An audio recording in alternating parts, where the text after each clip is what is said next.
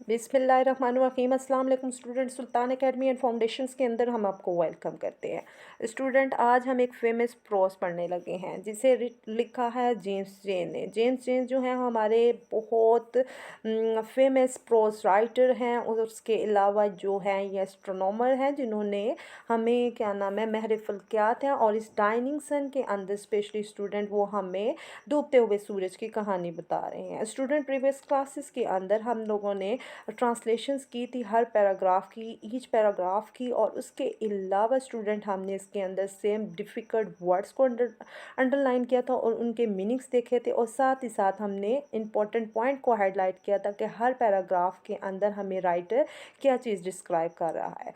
आज जो है स्टूडेंट स्पेशली हम इस चैप्टर के अंदर से ये जो पिक्चर आपके सामने स्क्रीन के ऊपर शो हो रही है student, before going discuss question answer, हम क्वेश्चन आंसर को पढ़ेंगे। आज जो हमारा टॉपिक है हम क्वेश्चन आंसर करेंगे। क्वेश्चन आंसर करने से पहले स्टूडेंट इस पिक्चर को आप लोग स्पेशली अंडरस्टैंड कर लें, तो उससे क्या हो जाएगा कि आप मेरे हर पॉइंट को नोट आउट कीजिएगा और अपने माइंड में रखिएगा, और साथ ही वो आपके लिए हेल्पफुल होंगे कि जो आप जिसके ज़रिए जिसके अकॉर्डिंगली स्पेशली स्टूडेंट आप अपने क्वेश्चन को अटेम्प्ट कर सकेंगे।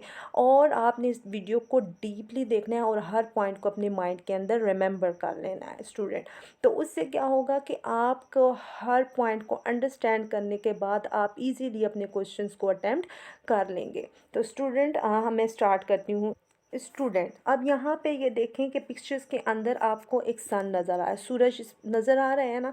तो यहाँ पे हमारे मैंने आपको प्रीवियस लेक्चर्स के अंदर बताया था कि 8 प्लैनेट्स जो हैं हमारे सोलर सिस्टम के अंदर जो है वो सूरज के गिर्द गर्दिश कर रहे हैं, ठीक है। तो अब उन्होंने फिर हमने साथ ही साथ पढ़ा था कि ये जो सोलर सिस्टम के अंदर ये जो प्लैनेट्स हैं कुछ बहुत ज़्यादा बड़े थे और कुछ बहुत ज़्यादा छोटे थे। हमें राइटर ने पैराग्राफ नंबर 1 के अंदर स्टूडेंट हमें क्या बताया था कि कुछ जो हैं बहुत ज़्यादा बड़े हैं और कुछ लार्जेस्ट हैं और कुछ बहुत ज़्यादा स्मॉल हैं, यानी कि बहुत ज़्यादा पार्टिकल्स, लाइक पार्टिकल्स जितनी है, पार्टिकल्स के साइज़ जितने। और फिर साथ ही साथ हमें ये बताया था स्टूडेंट के सेकंड पैराग्राफ के अंदर जो है राइटर ने हमें जर्नी के बारे में बताया था कि ये जो हैं, अब यहाँ पे देखें पिक्चर्स के अंदर, तो यहाँ पे कुछ तारे जो हैं साइजिंग के अकॉर्डिंगली देखें तो कुछ बड़े हैं और कुछ छोटे हैं। और फिर उन्होंने जर्नी के बारे में बताया, तो जर्नी के अकॉर्डिंगली देखें तो स्टूडेंट हम ये देखेंगे कि अब यहाँ पर देखें तो उन्होंने हमें क्या, राइटर ने पॉइंट्स बताया था कि उसने कहा था कि कुछ जो है वो ग्रुप के अंदर जो हैं सफ़र करते हैं और कुछ अलोन ही सफ़र करते हैं। अब अलोन जो सफ़र करते हैं लाइक जो ग्रुप के अंदर हैं, तो यहाँ पे ये पॉइंट्स देखें कि कुछ जो है वो ग्रुप के अंदर जो है ट्रैवल करते हैं, कुछ अलोन ही ट्रैवल करते हैं। तो आपको इस पिक्चर्स के अंदर नज़र आ रहा है कि ये जो ग्रुप के अंदर ट्राइबल। फिर उसके बाद उन्होंने नेक्स्ट पैराग्राफ में हमें बताया था कि इस जर्नी के दौरान जो है कुछ सितारे जो हैं ट्रैवल करते हुए, एक सितारा जो है वो दूसरे सितारे के करीब आ जाता है, नियरर, टू कम नियरर, ठीक है, एक दूसरे के करीब आ जाता है। उससे क्या होता है कि ये जो सितारा अब जो करीब तो आ गया, तो उस सितारे ने क्या किया कि उस प्लैनेट ने, उस जो है सितारे ने, स्टार ने दूसरे स्टार्स के गिर्द वेव्स पैदा करना शुरू कर दी, ठीक है। वेव्स यानी कि लहरें पैदा की। लहरें पैदा करने से क्या हुआ कि उसने जब लहरें पैदा की, तो एक सितारे ने दूसरे सितारे के उसमें लहरें पैदा की, तो साथ ही साथ वो क्या हुआ कि उसके रिएक्शंस में पहाड़ बनना शुरू हो गए। वो कैसे बने पहाड़ कि एक स्टार ने दूसरे स्टार को अपनी तरफ खींचा। जब एक स्टार ने दूसरे स्टार को अपनी तरफ खींचा, तो उसके जो छोटे छोटे पार्टिकल्स थे, जो छोटे छोटे हिस्से थे, वो खला में बिखरना शुरू हो गए और उसने स्पेस के अंदर जो है वो पहाड़ बनाना शुरू कर दिए, फॉर्म्ड हो गए, ठीक है, पहाड़ बने। उसके बाद फिर नेक्स्ट पैराग्राफ नंबर 4 के अंदर उन्होंने हमें बताया था कि कुछ जो है वो बहुत ज़्यादा गर्म है। मैंने आपको बताया था स्टूडेंट कि जो सूरज के करीब तरीन है वो बहुत ज़्यादा गर्म होंगे, और जो थोड़े से डिस्टेंस पे हैं वो बहुत ज़्यादा ठंडे होंगे। उन्होंने कहा था कि कुछ बहुत ज़्यादा हॉटेस्ट हैं और कुछ बहुत ज़्यादा कूल्डेस्ट हैं। ठीक है, उनकी रीज़न क्या थी कि जो बहुत ज़्यादा करीब हैं वो गर्म होंगे, जो बहुत ज़्यादा दूर है उनकी सतह क्या है, उनकी जो सरफेस है वो ठंडी होगी। इसी के साथ साथ हमें उन्होंने क्या है कि मिलियन है, मिलियन और मिलियन। अब यहाँ पे बात कही थी कि एक जो सितारा है, फिर उन्होंने कहा कि वो ड्यूरिंग जर्नी जब सफ़र करता हुआ वो सूरज से दूर चला गया। ठीक है, दूर चला गया तो उसकी जो है वो सरफेस बिल्कुल ठंडी होगी। यानी कि ठंडी मतलब ऐसे कि उसका टेम्परेचर जो है वो मॉडरेट हो गया, ना तो बहुत ज़्यादा गर्म था और ना बहुत ज़्यादा सर्द था। टेम्परेचर के मॉडरेट होने के बाद क्या हुआ स्टूडेंट, के इसी तरह हमारी जो ज़मीन है अर्थ वो भी इससे अलग होना शुरू हो गई। ठीक है, और इसकी जो सरफेस है उसका टेम्परेचर जो था वो मॉडरेट होना शुरू हो गया। ठीक है, तो अब स्टूडेंट हम क्वेश्चंस आंसर को स्टार्ट करते हैं। अब क्वेश्चन नंबर 1 को देख लें कि how is it that a star seldom find and other star it. अब ये 2012 के अंदर ये क्वेश्चन आया था।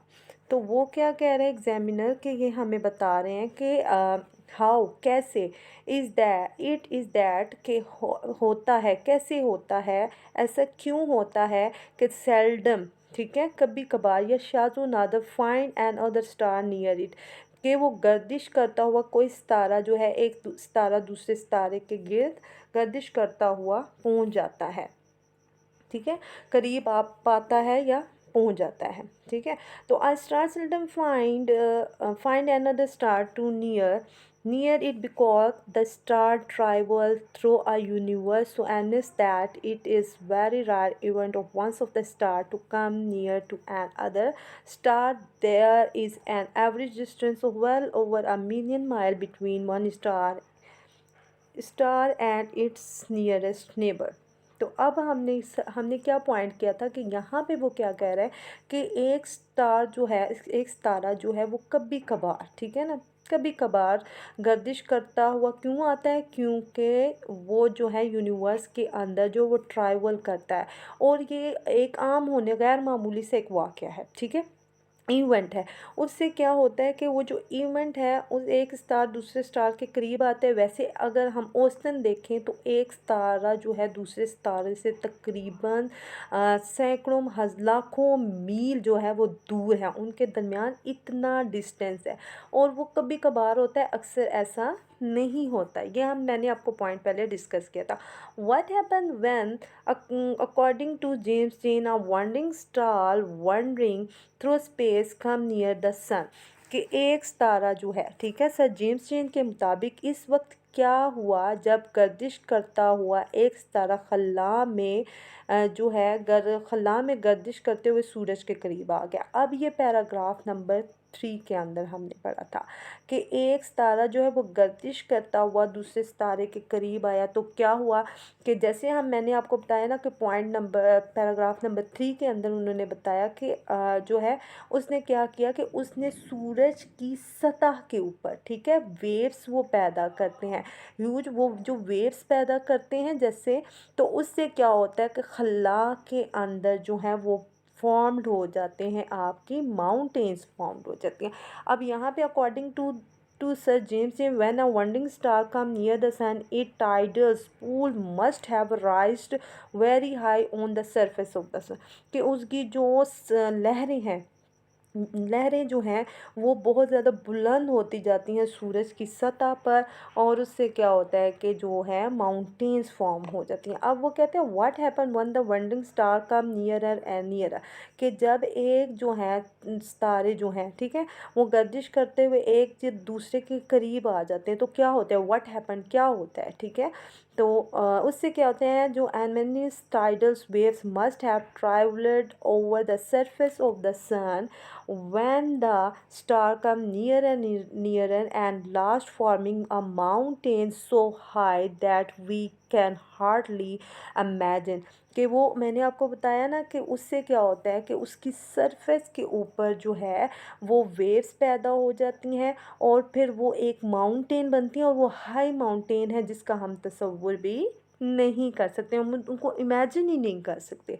उसके बाद व्हाट आ प्लैनेट, प्लैनेट क्या है and how did they come into existence, कि वो किस तरह वजूद में आते हैं। एग्जिस्टेंस कहते हैं वजूद में आना, ठीक है, कि तारे क्या हैं और वो किस तरह उनका वजूद या उनकी बॉडीज़ बनती हैं। Planets are the heavenly bodies that revolve around the sun, के हेवनली बॉडी है और वो खला के सूरज के अंदर जो है, सूरज के गिर्द जो है वो गर्दिश कर रहे होते हैं। They came into the existent as the result of rare event went a wondering star come near the sun, कि एक जो सन है वो गर्दिश करता है उसके करीब चला जाता है, उससे क्या होता है कि एक नया स्टार बनता है, माउंटेन बनती हैं, ठीक है, माउंटेन्स बनती हैं और वो मेल्टन हो जाती है मैटर्स के अंदर। और उससे क्या होता है कि when the wandering star moved away, तो वो दूर चली जाती हैं, तो उससे क्या, the molten mountain matter was torn to pieces, तो वो पीसीस के अंदर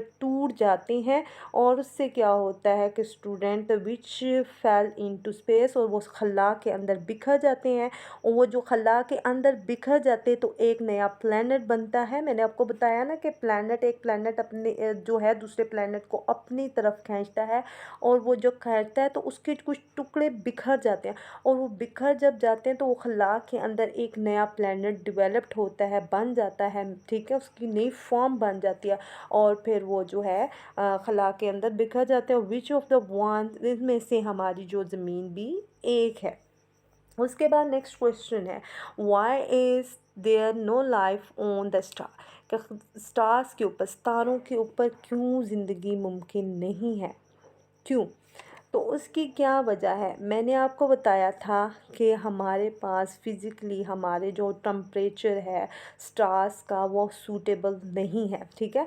the star are the collections of fire scripted space, के जो है वो गैसों का मजमूआ है, उस आग का मजमूआ है खला के अंदर, और दे आर फॉर हॉट, वो बहुत ज़्यादा गर्म है, फॉर द लाइफ, ज़िंदगी के लिए, एग्जिस्टेंस, ज़िंदगी के वजूद के लिए वो बहुत ज़्यादा, because life need suitable physical condition, उसके लिए फ़िज़िकल कंडीशंस का सूटेबल यानी मुयसर होना, मॉडरेट टेम्परेचर का होना ज़रूरी है। For it existence which are not present on the star, जो है वो स्टार्स के ऊपर मौजूद नहीं है। स्टार जो हैं वो बहुत ज़्यादा गर्म होते हैं, ठीक है। और हमारी ज़मीन क्यों हमारी ज़मीन पे क्यों मुमकिन है कि हमारी जो ज़मीन जो है वो गर्दिश करती हुई सूरज से दूर आ गई और इसकी जब सरफेस ठंडी होना शुरू होगी तो वहाँ पर फिर लाइफ की एग्जिस्टेंस मौजूद हुई और इस तरह पॉसिबल हुई कि एक जो है इंसान ने साथ साथ फिर छोटे छोटे सब्सटेंस बनना शुरू हो गए और फिर जो है ज़िंदगी मुमकिन हुई, पॉसिबल होगी।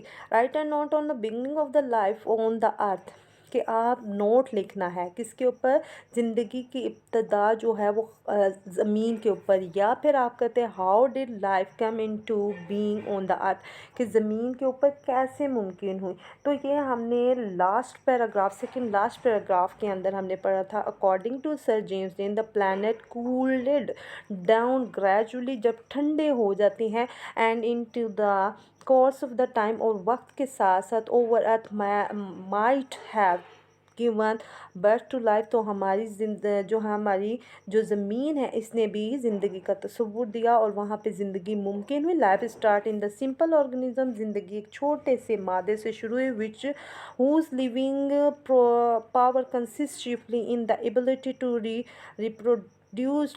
reproduce themselves before dying. For these organisms start a stream of life and the ended in the form of the human being. जो स्ट्रीमली एक छोटे से ऑर्गेनिज़म एक मादे से शुरू हुई और फिर वो तब्दील कहाँ पर, उसका एख्तिताम कहाँ पर हुआ, कि इंसानी अशख़ास में हुआ, ठीक है, एक बॉडी के, ह्यूमन बॉडी के अंदर हुआ।